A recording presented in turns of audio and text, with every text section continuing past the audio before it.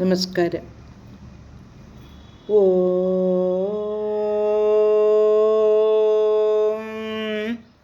ഓ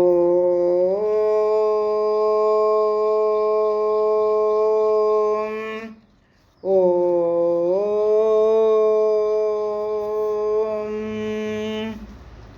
കുജനം രാമ രാമേതി മധുരം മധുരാക്ഷരം ആരുഹ്യ കവിതാശാഖാം വന്ദേ വാൽമീകി കോകിലം.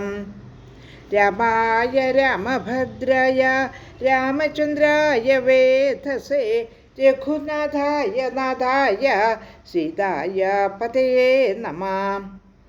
മനോജവം മാരുതതുല്യവേഗം ജിതേന്ദ്രിയം ബുദ്ധിമതാം വരിഷ്ടം വാതാത്മജം വാനരയൂഥമുഖ്യം ശ്രീരാമദൂതം ശരണം പ്രപദ്യേ. ശ്രീമദ് വാൽമീകി രാമായണം ആരണ്യകാണ്ഡം ഏകവിംശ സർഗഃ 21 സർഗം.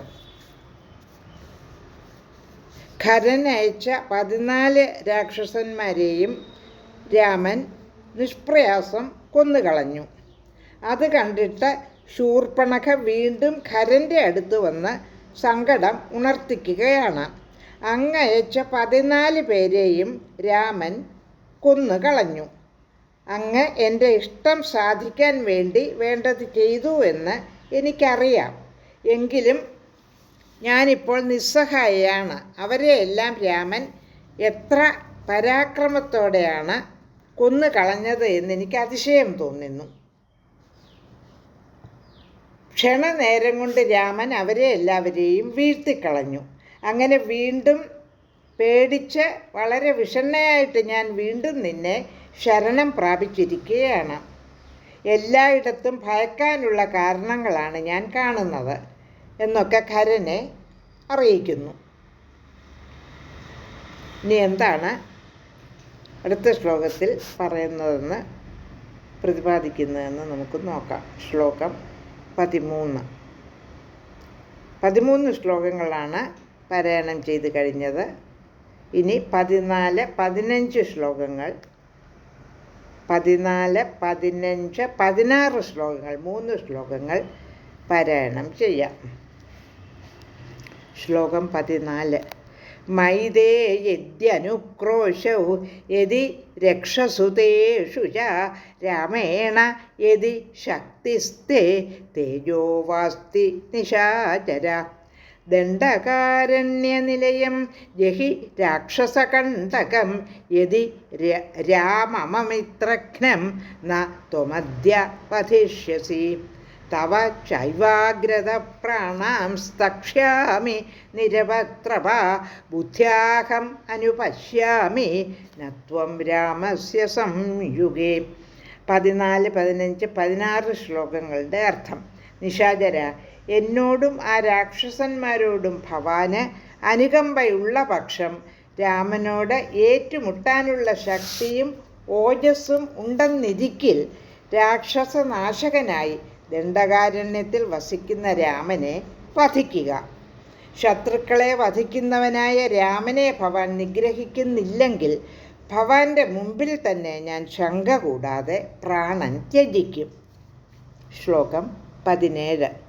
സ്ഥാതും പ്രതിമുഖേ ശക്തഃ സബലോപി മഹാരണേ ശൂരമാനീന ശൂരസ്ത്വം മിഥ്യാരോപിത വിക്രമഃ. എന്നാൽ ഭവാൻ സബലനാണെങ്കിലും ശൂരമാനിയാണ്, എന്നാൽ ശൂരനല്ല, ഇല്ലാത്ത വിക്രമം ഉണ്ടെന്ന് വരുത്തി തീർക്കുന്നവൻ മാത്രം. ശ്ലോകം 18. അപയാഹി ജനസ്ഥാനാത് ത്വരിതഃ സഹ ബാന്ധവഃ ജഹിത്വം സമരേ മൂഢാന്യഥാതു കുലവാംസന. മൂഢ, ഒന്നുകിൽ അവരെ കൊല്ലുക, അല്ലെങ്കിൽ കുലം കെടുത്തിയവനെ വേഗം ജനസ്ഥാനത്ത് നിന്ന് ഓടിപ്പോവുക. ശ്ലോകം 19. മാനുഷൗ തൗ ന ശക്നോസി ഹന്തും തൗ രാമലക്ഷ്മണൗ നിസ്സത്വസ്യാൽപവീരസ്യ വാസസ്തേ ക്രീദിശസ്ത്വിഹ. ശ്ലോകം 19 അർത്ഥം. മാനുഷന്മാരായ ആ രാമലക്ഷ്മണന്മാരെ കൊല്ലാൻ നീ ശക്തനല്ല. പൗരുഷമില്ലാത്തവനായ അല്പവീര്യനായ നിന്റെ ഇവിടുത്തെ വാസം കൊണ്ട് എന്ത് കാര്യം? ശ്ലോകം 20.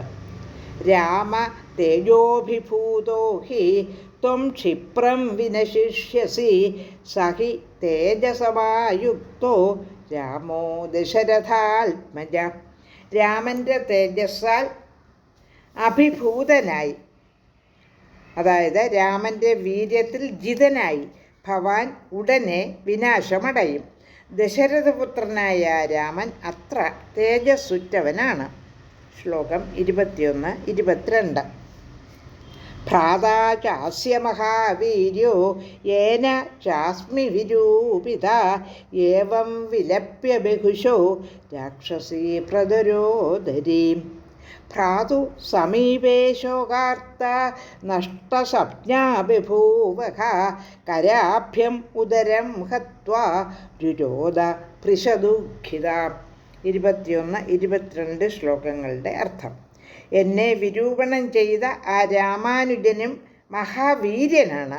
ഇപ്രകാരം പലപാട് വിലപിച്ചിട്ട് ആ മഹോദരിയായ രാക്ഷസി ഭ്രാതാവിൻ്റെ സമീപത്തിൽ ശോകാർത്തയായി നഷ്ടസപ്ജയായി ഭവിച്ചു. കൈകൊണ്ട് വയറ്റത്തടിച്ച് ഉറക്കെ നിലവിളിച്ചു. 21-ാം സർഗം സമാപിച്ചു. ലോകാ സമസ്ത സുഖിനോ ഭവന്തു.